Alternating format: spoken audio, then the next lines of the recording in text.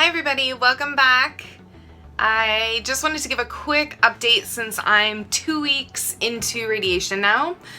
I just want to apologize, it's nighttime when I'm filming this and I don't have a filming setup or anything like that, so the lighting's probably really bad. So I'm really sorry, but it'll be really fast. So I just wanted to let you guys know, 2 weeks into radiation, what my experience is.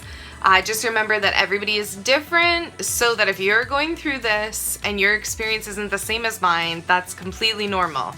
I'm just letting you guys know how my radiation is going. So the radiation that I'm having is 16 to the all over area, so that's I get hit from behind and I get hit all down here, and then a little bit goes across to this breast, and then it blankets this one, and then underneath my arm. So I get 16 of those, and then after the 16, I do 4 boosters. So the 4 boosters will be right where the tumor is.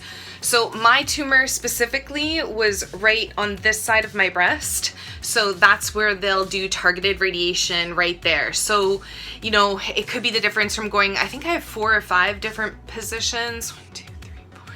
Yeah, I have 5 different positions that the radiation hits me. And from what I understand, it may just bring it down to 1 or 2.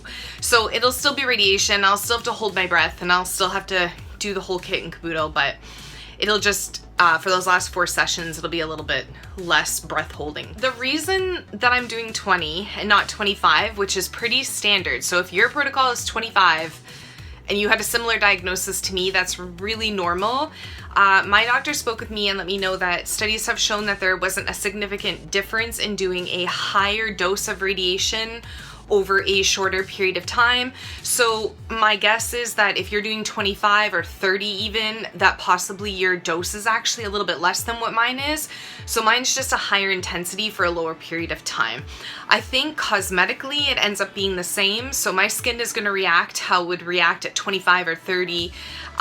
It's going to react the same at 20 just because that dose is higher. So far, the process has been a bit of a pain in the ass, if I'm being honest. I don't know if maybe the people I were talking with didn't have cancer on the left side. I feel like a lot of people did have to do the breath holds.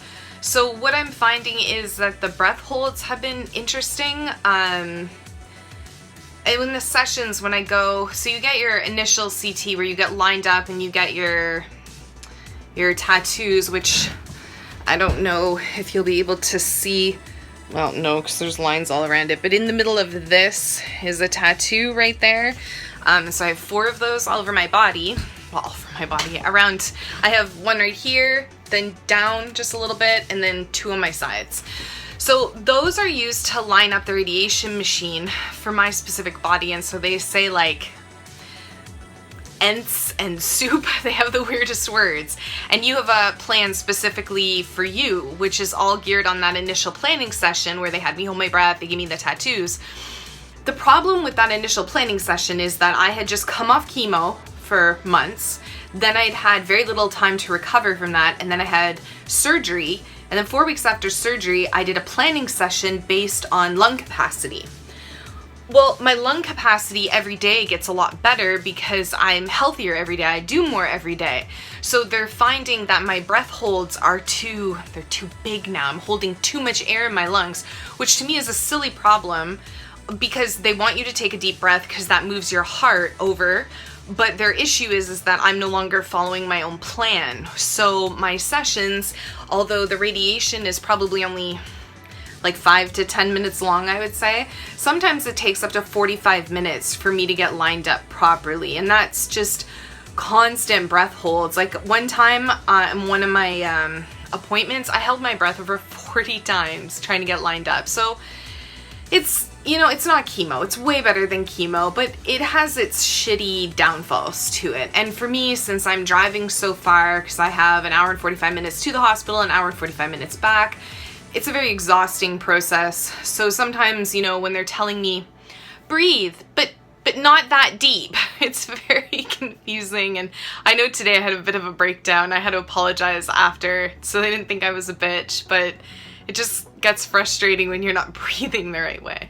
So anyway, enough of that. Of the actual like damage to my skin, I don't know in this lighting what you can tell, but there's like a slight little bit of redness, but even then I carry that redness. That's like, I don't know, I get flushed on my chest really easy. I've kind of got a little bit of redhead in me, so I color here. Like right now I'm talking to a camera, I'm touching my chest a lot, so it's going to be red, but in all honesty there's no real difference between the two. I just had a look to make sure I'm not crazy, and my left boob may have a slightly more pinkish hue to it, under where the, like I have scars that go, look at my shirt, I have scars that go under and then up and around, and these scars go, they go pretty far back, so you can see the scar right there. So that's where I'm getting the radiation. That's where my drain line was, and these are your like breath hold marks. Anyway, they draw on you a lot. So I'm finding that my scar is a little bit itchy, but no more than like anything is itchy when it's still healing. So in my head it's more, it's not a burn itchy, it's a, this is still healing itchy. So I do notice that my left breast is a bit more tender. It feels like for women that get their breast sore before their period, it feels like that kind of tender. And it's a little bit more, it's a little swollen right now compared to the other breast. So aside from that though, just feeling them right now, even that, like I would say there's only about a 10% difference, because I'm still a little bit sore from that surgery anyway. I'm not 100% back to normal. I've still got, you know, scars that are healing and things that are healing. Actually, my last stitch just came out yesterday. My skin finally just evacuated that stitch. I was getting concerned I was gonna have to live story. I'm itchy on the back of my arm. I have phantom itches even though I can't feel anything back here. My brain thinks I'm itchy for some reason. So yeah, that stitch, that stitch has been pissing me off from day one. I've pulled at that stitch so many times hoping that it would come out, and it never would. And then yesterday I was like, ooh, it looks like, you know, it wants to come out, and it did, so that's great. So I have no more stitches poking out, which is great because the one on this side concerned me a little bit just because they were radiating and it was still open. So if I'd accidentally hit that stitch, it, you know, it could bleed a little bit occasionally. So yeah, I'm glad that everything's healing, and I think that's pretty much the end of my update. Yeah, so radiation's going good overall. At my cancer center, it's it's a little delayed all the time, but I'm getting used to the wait. I have a phone and I just watch some TV or listen to some music.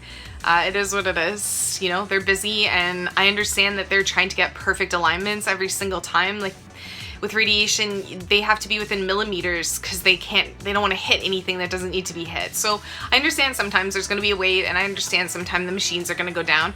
And I also understand sometimes I'm going to be unreasonably impatient about it because I just want to go home because I'm tired. Yeah, that's it. That's what's going on with radiation. Not burnt, slightly swollen.